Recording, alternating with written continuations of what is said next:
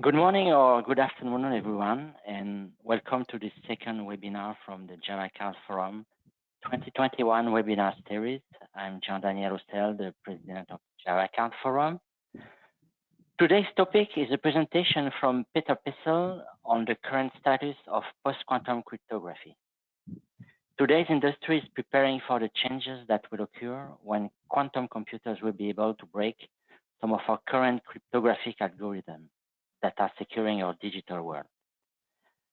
Of course, this is a topic of great interest for the Java Card Forum, as Java Card is so widespread in different market segments, with billions of devices deployed in the past 25 years. Peter will give us a status and outlook of quantum secure alternative algorithms. Peter Pessl is a security architect of Infineon, working in the field of post-quantum cryptography at Infineon Technologies. Peter holds a PhD from Graz University of Technology, where he later worked on research aimed at implementing side channel and fault attacks and their respective countermeasures for cryptographic primitives. Peter focuses now on implementing the security of lattice-based cryptography and other quantum secure schemes. We will answer your question at the end of the presentation. You can enter them in the chat box during the presentation, but we will also open the microphone at the end of the presentation for the question session. So you will be also able to ask the question directly to Peter. Please also note that you will receive a link with the recorded presentation and the presentation material shortly after the presentation. And without any other delay, Peter, please, the floor is yours. Thank you for the introduction. So I'm quite sure that all of you have heard of this thing called quantum computers. So these are computers which use quantum mechanical effects for computation. So instead of classical bits, which are 0 or 1, they use qubits, which are entangled with one another and are in a superposition of states. These quantum computers were first postulated in the 1980s, but research in them and their practicality has quite risen in the couple of last years. So a lot of money is thrown at this problem, and we've seen new records every year. So just a couple of weeks ago, IBM announced a new machine with 127 qubits, which is a new record. Now, to make something clear, quantum computers are not magic. Well, at the physical level, they are black magic, at least to me. But what I mean is you can't throw any problem you want, any algorithm at it and expect it to go faster by using a quantum machine. They also can't solve NP-complete problems any faster than a classical machine. What they can do is they can solve certain problems where we know of an efficient quantum algorithm that exploits these quantum properties. So these problems where we know of an algorithm, it can tremendously speed up, and this may lead to breakthroughs in, for instance, AI, chemical simulation, optimization, and cryptanalysis. And it's the last part that I want to talk about here today. So now I take a step back. So in cryptography, we have these two worlds. We use public key cryptography, RSA and DCC, for key exchange for digital identities and signatures. So for instance, two parties, Alice and Bob, use RSA or elliptic curve cryptography, ECC, to first validate their identities to show that they truly are who they claim to be, and they use it to exchange a symmetric key, and they then use the symmetric key for bulk data encryption.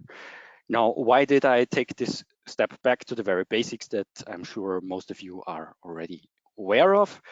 Well, it's because while both these worlds are affected by quantum computers and quantum cryptanalysis, they are affected quite differently. So in the symmetric world with AES, the advanced encryption standard, there's what we have is Grover's algorithm. Grover's algorithm provides a quadratic speedup of brute force key search. So what this essentially means is that the key that the effective security is now half the key length. So with AES 128, which we mostly use nowadays, we only have a bit security of 64 bits, which is supposedly is not enough. So what we can do here is we can just double the key size, and we have the primitives. We can just switch to AES 256, and we're good. So this world, the symmetric world, is affected, but we have solutions for that. The situation is quite different for the asymmetric world, for ECC and RSA, due to Shor's algorithm. Shor's algorithm can completely break RSA and ECC, given that it's run on a sufficiently large quantum computer. So we have these two worlds, RSA and ECC, so both elliptic curve signatures and elliptic curve key exchange, so Diffie-Hellman. These are heavily affected, and these completely break down. Well, for the symmetric world, we are safe. But as I've already said, these RSA and ECC are completely broken, given that we have a large enough quantum computers.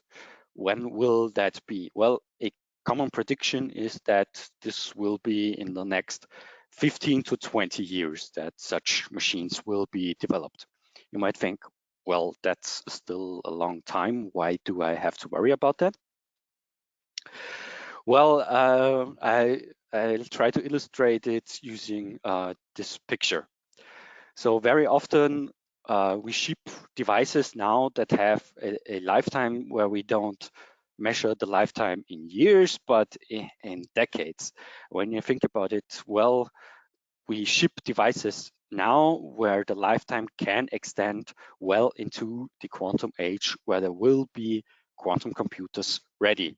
So these devices should be ready to resist attacks against quantum computers. And now this picture is only very simplified. There's a lot of other factors. For instance, well, before we can start shipping devices that are secure against quantum computers, we need to find algorithms that are secure against quantum computers. We need to standardize these algorithms. We need to adapt our applications. We need to, there is a certain time to market, and we need to ship it. And as history has told us, adaptation to, or the switch to new cryptographic primitives is always pretty slow. We still see SHA-1 out there in the wild quite a lot. So realistically, this start line is not in 2020 or 21, but even further to the right. And there's another thing that drives the point home. So even if you think that 2035, well, it's always 15 years. The prediction is always 15 years. It was 15 years like 5 years ago or 10 years ago. It was also 15 years that quantum computers will arrive. So if you think, well, yeah, maybe they won't happen, or maybe you think, okay, I just use symmetric cryptography anyway, and I'm fine here. There's one other thing that you need to consider. Customers will ask about quantum security. So even if you think that, okay, yeah, won't happen anyway, customers will ask. Okay, so now that it's clear that we should act, what can we do? Well, there are two fields or areas that claim to provide security against quantum computers, and they also have quite similar names, but describe something very differently.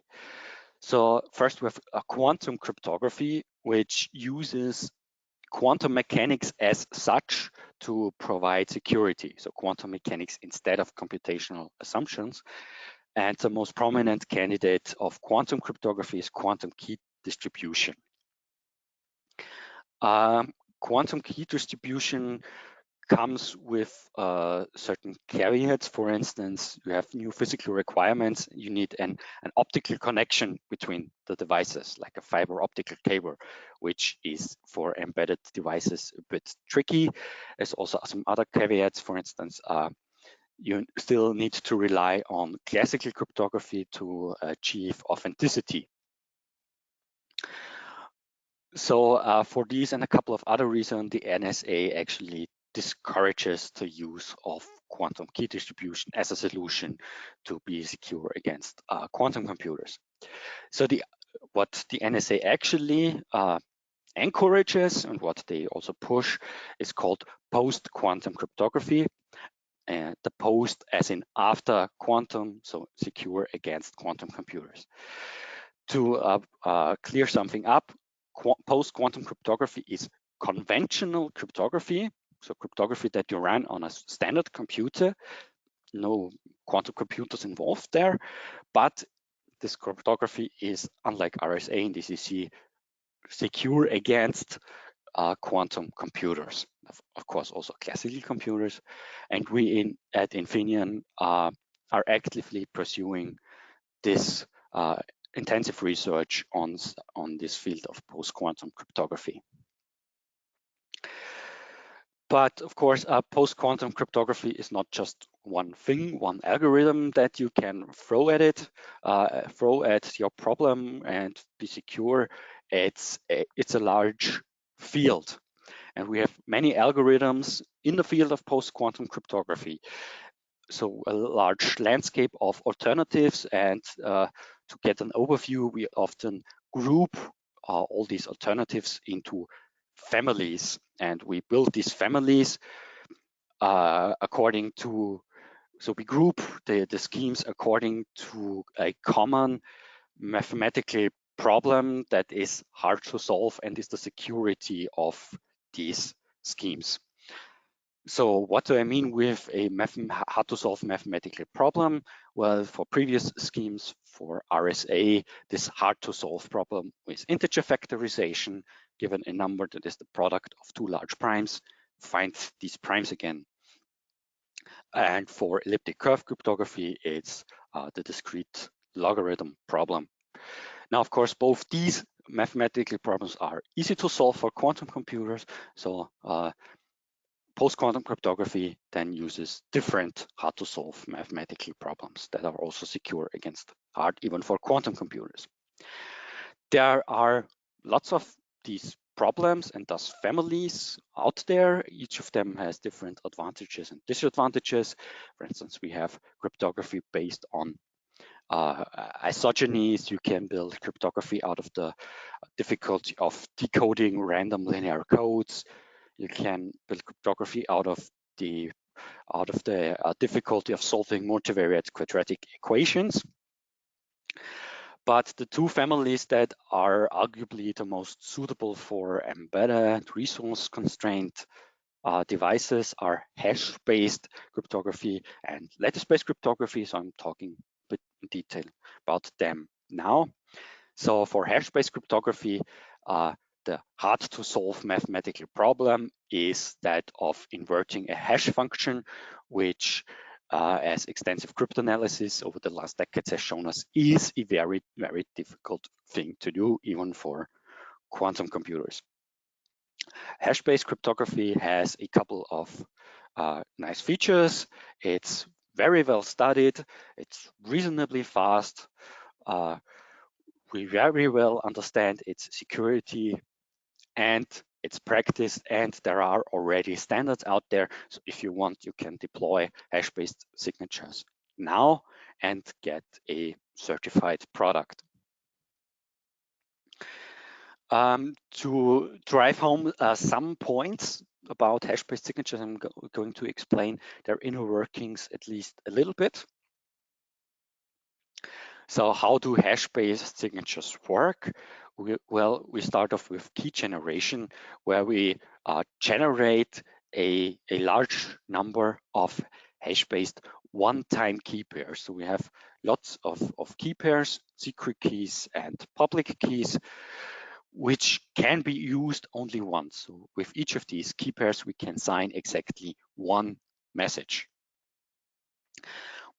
Signing exactly one message isn't all that helpful to us. We want to sign many messages with a key. So what we then do is we combine these messages, these public keys in a hash tree, in a binary tree, to receive a root public key. So how does this work? Well, we start hashing two sibling nodes, two such public keys together to get this node here, and we hash these two public keys together to get this node here, and we hash these two siblings together to this node, and we do this all the way up to get to the root of this tree, and the root of this tree is then the public key that we can distribute.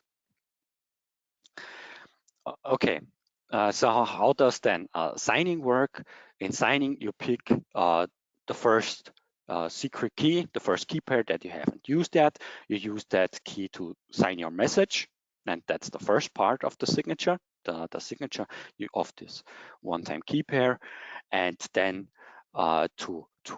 so that the verifier can verify the signature, he verifies this one-time signature, but he also needs to verify that the used one-time public key corresponds to this or is part of this tree and corresponds to this public key. So what the signer also computes is what's called an authentication path.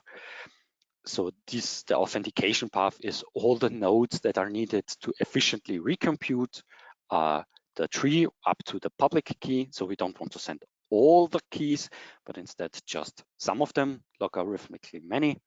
So this would be in the first, when we use the first key, this would be this key here, so that we can combine this key with this key and compute this key here.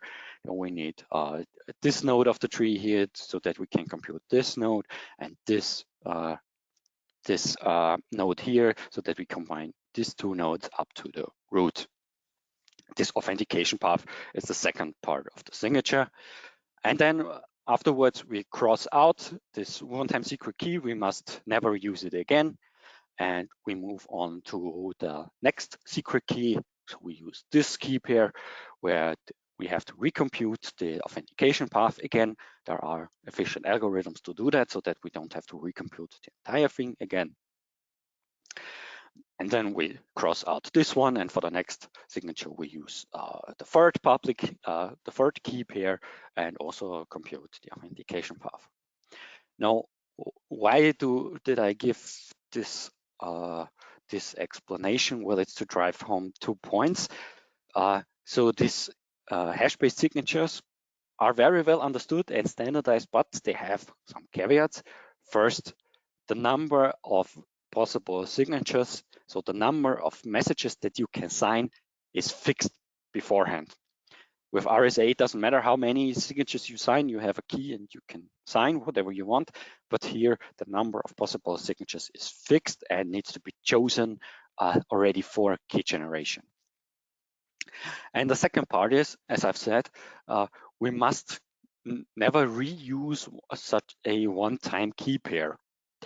So we have to keep track of which of the secret keys we already used, and that's what we call a state. In this example, mostly the state is just a counter, so it counts from left to right which of the keys we already used, and this state counter, this needs to be maintained. That needs to be stored somewhere, and that can get a bit tricky. For instance, if you back up a key, you also have to back up this state, and then you keep on signing, and so you advance the state, but then you revert, restore a backup, and then you are back at the old counter, and then you would reuse keys. So you have to be aware of that.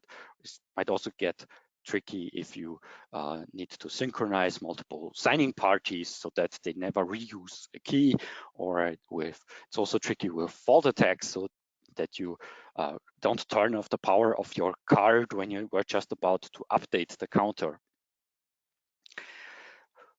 So these are some caveats, but there are applications where hash-based signatures are quite suitable.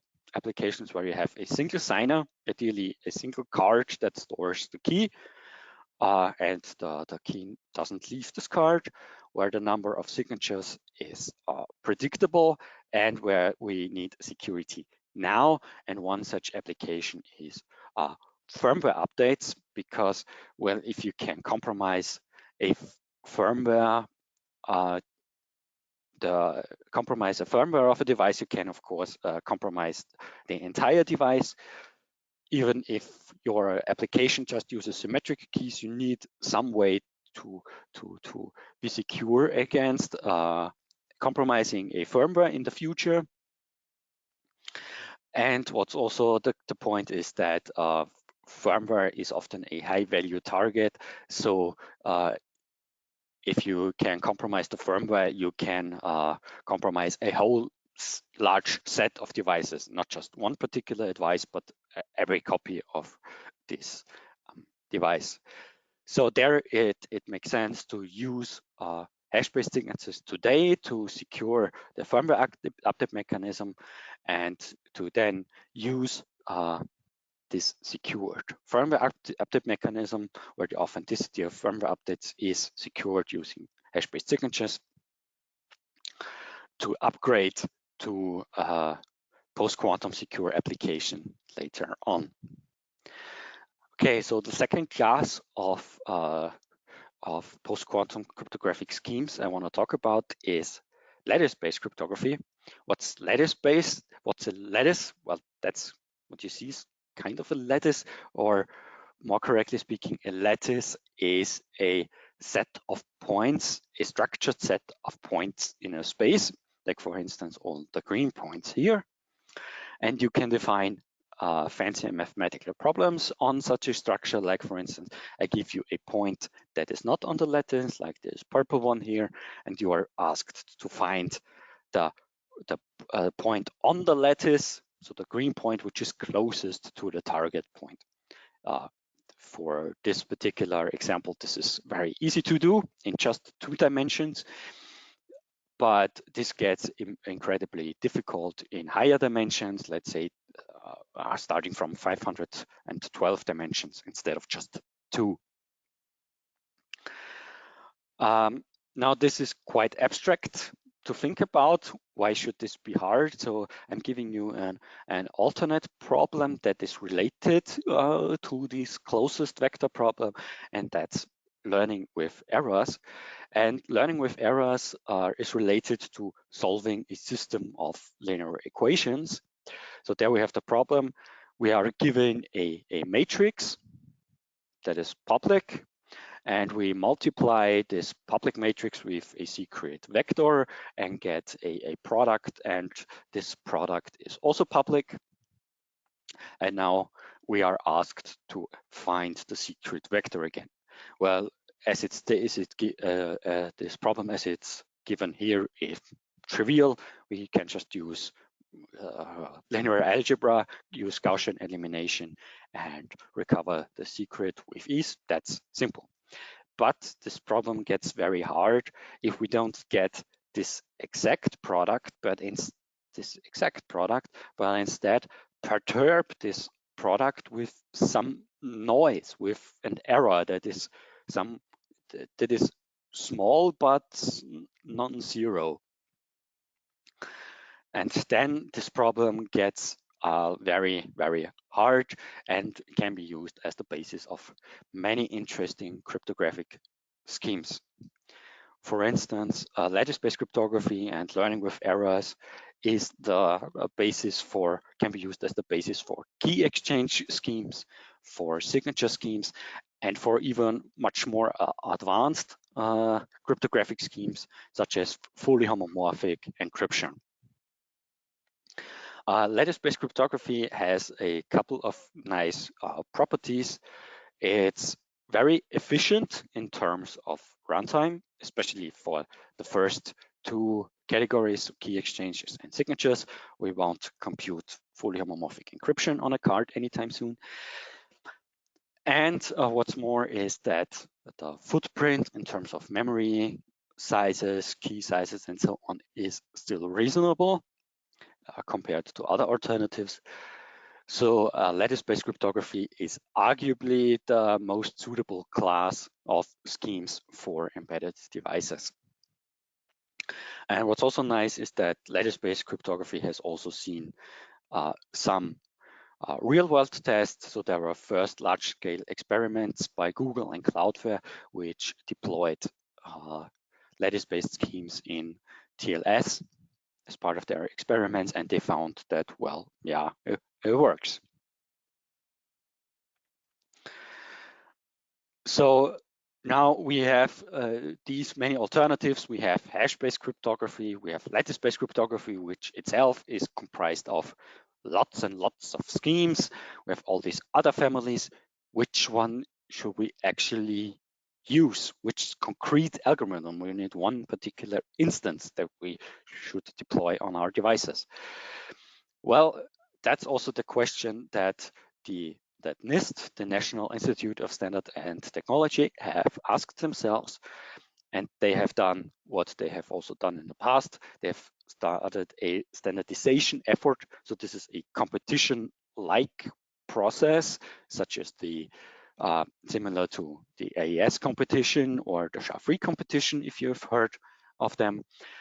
But NIST is very persisted in stating that this is not a competition, but yeah, whatever. So how does this work? Well, NIST put out a call for proposals, and researchers can submit key exchange schemes, signature schemes, concrete algorithms. These algorithms were then published and subject to ongoing evaluation and discussion by experts. We have seen lots of academic papers on that. There is a voices by industry and standardization bodies. And there is a discussion on a public mailing list. So if you are interested in following these discussions, you can have a look. You can also, of course, contribute to these discussions. And yeah, these discussions can get quite, let's say, lively. Yeah, and so NIST iteratively narrowed down the field. So they selected the schemes that they think are the best for use in real world schemes. So we started with 69, then in the second we're 69 schemes. In the second round we're down to 26, and now we're down at 15 schemes. And what's very interesting here is that NIST plans to announce the first algorithms that will be standardized at the end of 2021, which is this year. This is just a couple of weeks time, if they keep this time plan, where we will know the algorithms that will be used in the next decades. And then, of course, it will still take a couple of years to get the final, to work out the exact standards, the written documents. But still, we will know what algorithms to use very soon. Now, what does the field actually look like? Well, in the first round, in the third round, NIST has split them up into finalists, which they think are most promising to fit the majority of use case and are ready for standardization soon, and into alternates, which they think might need some further analysis and might get standardized on some later point in time. The finalists are printed in bold here. So we have schemes in the various different families of post-quantum cryptography. And yeah, first for lattice-based cryptography, we have three schemes, Kyber, Saber, and Entru, which are finalists, and NIST has announced that they plan to pick one of these schemes for standardization.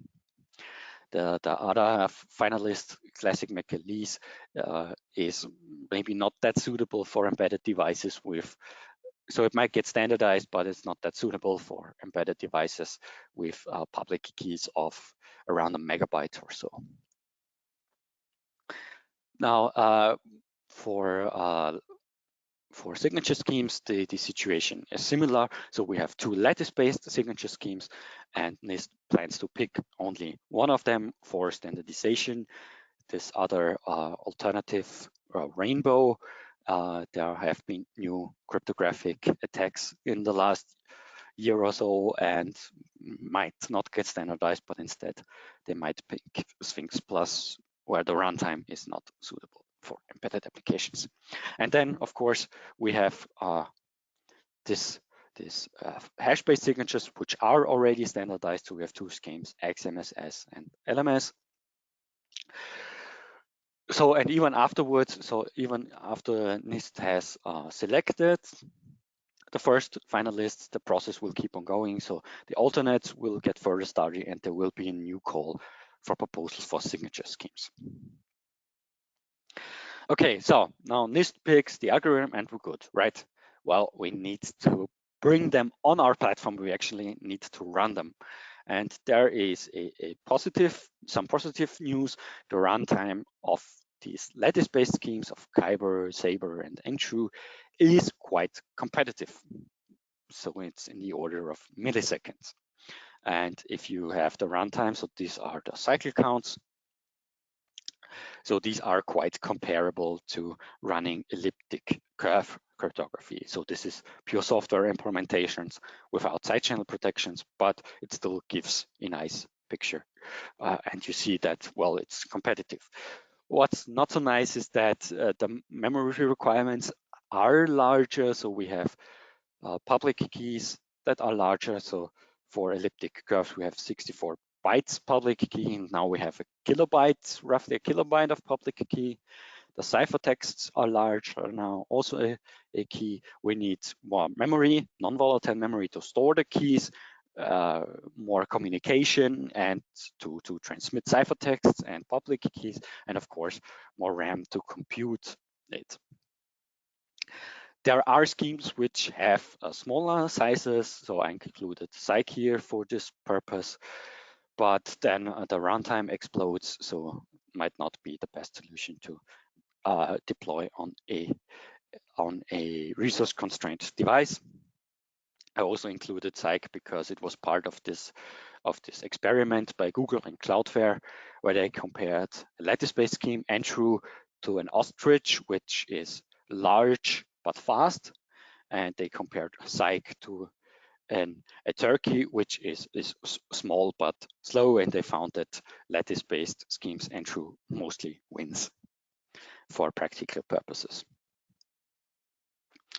Okay, but as I said, yeah, this is the view of pure software implementations without side channel protection. And as you know, well, cards often operate in a potentially adverse environment. So the person who possesses a card might want to extract its secret, and we need to secure an implementation against all sorts of implementation attacks, against fault attacks, side channel attacks, and whatnot. Now, there the post-quantum schemes come with novel challenges. There are, compared to the classic schemes, new attack paths. So attacks that weren't possible, attacks that are very much different from that of classical cryptography, such as RSA and DCC. And we need new countermeasures to protect against these attacks and new techniques, because also the underlying math, the underlying algorithms can be quite a lot different. So we need new countermeasures. Now, this is still a very highly active research area. There are lots of papers coming out from academia, and of course, we in the industry are also working on that, which is why I'm also not giving you any concrete overhead number or something like that, because these numbers have not settled yet. You can, of course, find such numbers in academic papers, but then these papers only focus on protecting against one threat, like side channels, and don't have fault attacks. And yeah, side channel attacks also are progressing, and we find new attacks and so on. So what we need to develop, and what we are developing, is an efficient and holistic protection approach. So holistic both means that we protect against side channel attacks, against fault attacks, and we have to anticipate future attacks. So as said, we will find new attack paths, and we are already anticipating that. We're developing countermeasures which hopefully are suitable, which can protect also against these new and advanced attacks. So now that we have a secure implementation, what is the next challenge? Well, the cryptographic scheme is just the bottom layer of our stack, and we actually want to, of course, use it and build a full application like ticketing or whatever with these cryptographic schemes. Therein lies the next challenge, as these post-quantum schemes are not always like full drop-in replacements. You can just exchange RSA with ECC all the times and be secure. For instance, some cryptographic protocols require schemes which have a Diffie-Hellman property, which you can use with which you can implement with elliptic curves, but this property is currently, there is no direct analog of the lattice-based schemes which are currently running in the NIST process, which means that you might need to change not only your cryptographic schemes, but then also your protocols and up to your application that uses these protocols. There's also the point of shifting cost in the post-quantum world, or at least for lattice-based schemes. It looks as if signatures are a lot more expensive to compute than key encapsulation mechanisms, both in terms of runtime and in terms of size of keys and ciphertexts. So there we could ask ourselves, well, do we always need to actually compute a full-blown signature, or can we also compute a key encapsulation mechanism instead? And yes, this is possible. You can do that for certain authentication tasks. For an online authentication task, for a challenge response protocol, you can use a key encapsulation mechanism instead of, let's say, a signature. But then again, this needs a protocol adaptation. That this is possible was already demonstrated in an experiment run by Cloudflare, which they called CamTLS. So as you see, there are also in the applications and protocol lots of stuff that we might need to adapt. And of course, these things also need to be standardized, not just the cryptographic schemes, but then also the protocols and how we use them in our applications. And finally, there is, of course, the challenge of actually migrating from classic cryptography, from pre-quantum cryptography to post-quantum cryptography. RSA and ECC are now used almost everywhere. So they're also hard-baked into many applications, whole ecosystems around these schemes. And yeah, we need to switch to post-quantum cryptography. Now, the replacements are sometimes, well, they are in the terms of, for the case of hash-based signature schemes, they are already standardized, but they have some limitations. And other schemes are well, they are out there, but they are not standardized yet, so maybe not ready for production yet. But still, we need to at least prepare for the stage separation, for the switch. And here it is really important to keep post-quantum cryptography in mind now when you develop an application now. And the keyword here is cryptographic agility, which means that we should anticipate the updates of cryptography, meaning that we should have an update mechanism so that we can switch from from pre-quantum cryptography to post-quantum cryptography, and that we consider the effects of post-quantum cryptography that we will have on our products already now. For instance, consider that, well, for post-quantum cryptography, we have larger keys. We might need more memory, for instance. So that's something we should have in mind. Okay, so this brings me to the end, to the conclusion. So finally, as I can say, is post-quantum cryptography is needed to secure against quantum computers. The first standards are ready or will appear very soon. As said, NIST will announce the first final picks this year if everything goes according to plan. Again, so we can't use these schemes yet. They need to be finally standardized, but we should already prepare to transition to quantum safe cryptography. So which means that applications should provide cryptographic agility and should be possible to upgrade to standardized PQC algorithms in the near future. That's it from my side. Thank you for your attention. Many thanks, Peter, for this interesting and extensive presentation. I propose we open the questions. So we don't have any question on the chat, but we can open the microphone if you want to ask a question directly. To get started, while people are thinking, I have one question myself concerning the algorithm that are not fit or difficult to implement in constrained environment, like the smart cards or secure elements. What can we do as an industry if these algorithms are chosen? Well, I think the algorithms that are not suitable for smart cards are often used as I say, more conservative backups. And yeah, so the standardization bodies are very eager to not only choose these conservative backups, but to also choose algorithms that are suitable for such devices.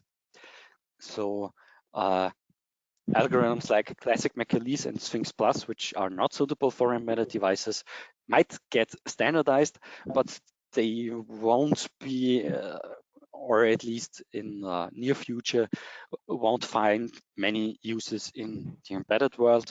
So these will mostly stay, probably will be mostly used for other use cases. So I think the standardization bodies are aware of the problem and will pick schemes that we can use on embedded devices. And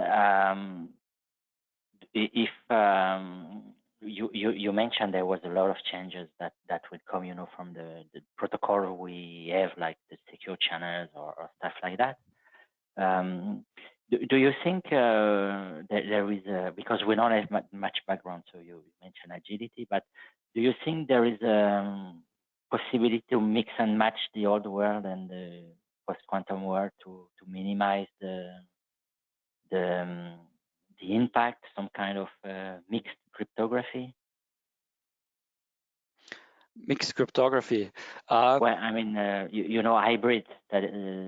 Yeah, so hybrid, there are plans of, I didn't touch it in the presentation, yeah.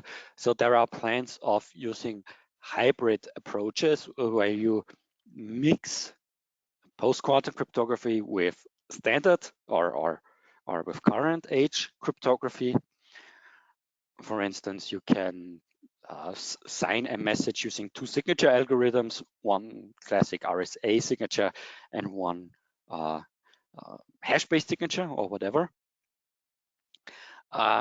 So these hybrid techniques are mostly used to increase the trust in the scheme. So even if in the very, very unlikely case that your new cryptography fails, you're still secure because you still have the signature using the old scheme or the classic scheme. And you're still secure against quantum computers because, well, as soon as quantum computers arrive, you still can fall back on the post-quantum signature. There are quite opposing views on such hybrid schemes. For instance, the NSA appears to plan to switch to post-quantum cryptography directly, to not use hybrid schemes. Other standardization bodies recommend such hybrid schemes. So this is we still need to see how this plays out. Okay, thank you. Do we have any questions?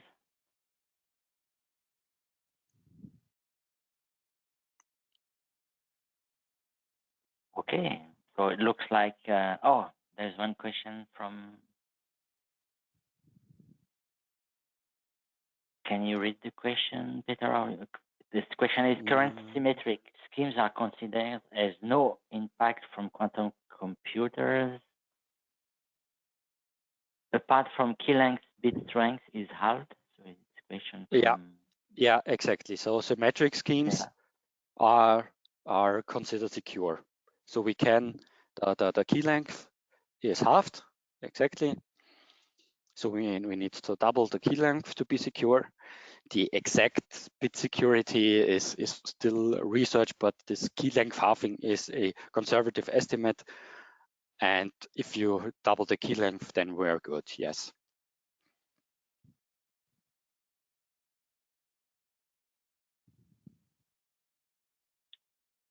Any other question in the room? I have another question. So what is the PQC alternative for the key exchange? For example, the existing Diffie-Hellman kind of key exchange techniques. Yeah, so this would be these public key, these encryption key encapsulation mechanisms. So for instance, Kyber, Saber, and Entru, these are used for key exchange. Okay, so this algorithm is also a technique for key exchange, not only for public. Okay, yeah, thank you.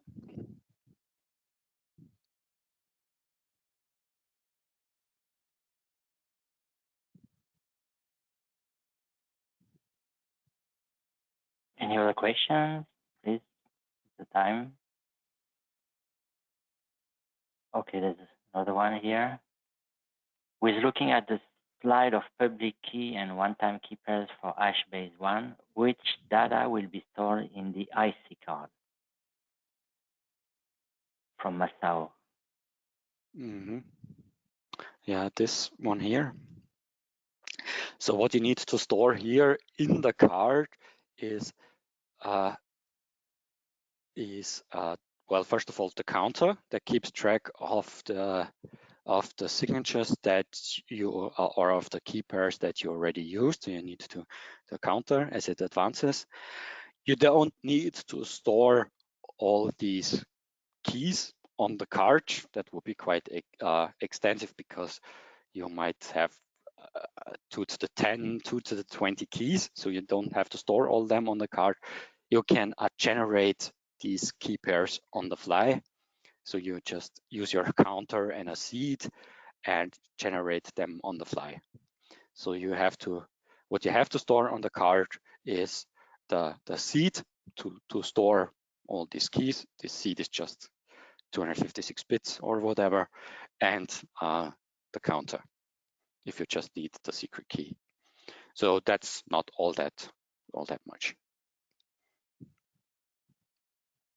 And okay, there is one other thing. If you need to want to have efficient computation of this authentication path, you also always cache some of the internal nodes of this tree in your card. So you will also need some storage for that. Because as you see, very often if you switch from one key to the next, it's not the whole authentication path that gets updated, but just some nodes. And there are efficient algorithms to compute the nodes that are switched between two keys, that we don't have to recompute everything from scratch.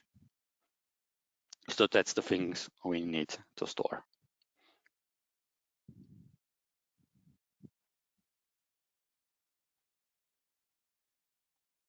So this is Manfred. I have a question, Peter. Thank you for this presentation. You have presented a lot of algorithms which are still out there in this NIST thing. Are there already some favorites for the different governments? Because I think one or the other may have some favorites already now. Can you say something about that? Yes. So governments. So this process is done by NIST, so by the U.S. American Institute, and other governments also follow their own plan. They are expected to also standardize or pick up the algorithm that NIST will finally pick. But in the meantime, they have already put out other recommendations. For instance, the German BSI has recommended to use if you want to deploy a post-quantum cryptography now, that you use, for instance, FrodoChem or classic Mechalese, which are arguably very conservative choices. So other standardization agencies have already put out other recommendations if you want to deploy it now already. I think NIST is really favoring lattice-based already. So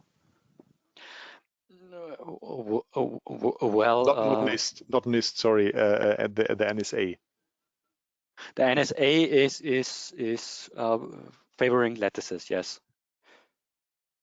So that they appear to be very confident also in the security of lattice-based schemes. This, of course, also leads to interesting discussions on the mailing list when the NSA recommends something. But yeah, they seem to be the NSA seems to be quite confident on the security of lattice-based schemes and on the practicality, yes. But as we are in the Java Code forum here, I think this is good news for us, isn't it? Yes. So when they recommend it, I think it looks good. Yeah. We have one question from Srinivas, who asks if there are any other parallel efforts from security industry to standardize or create new post-quantum cryptographic algorithm. So from industry, so in industry we don't want to go forward and do something on our own. So industry is mostly working together with the standardization bodies and yeah, working together with the standardization bodies to find suitable standards to write them up so that they can be used later on by everyone. So what you mean is that there's no other initiative than the one of the NIST? Well, of course, there are. Yeah. Well, other standardization bodies, like I said, the German BSI, they also have put out documents, but they are not running like a separate competition or something like that. But they, of course, also are working on that, having a close look at post-quantum cryptography, are closely following the NIST competition. Outside of the NIST competition, there's also, of course, other work, like there is work starting on standardizing protocols. So people are already looking in that, but that's not all that public. So there is not this public contest, but of course people are looking in other fields and are looking into, okay, how can we adapt in the future? What do we have to do? So I guess this is also answering the next question from Srinivas, which is how likely is that industry is going to choose NIST defined as a choice like RSA or ECC? So probably it's very likely. That it looks like very likely, because as I've said, other standardization agencies, even if they have are might have already announced other recommendations for now, but will very likely also pick up the NIST standard, what NIST chooses.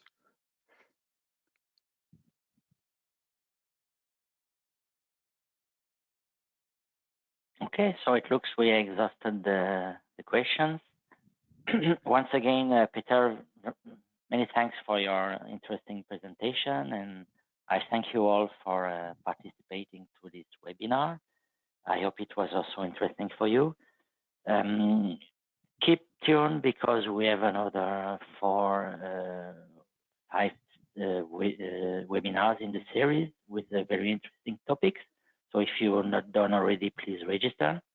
And the recording and the material of the webinar will be available anytime soon, today or tomorrow. Thank you, everyone, and have all a nice and safe day. Bye now.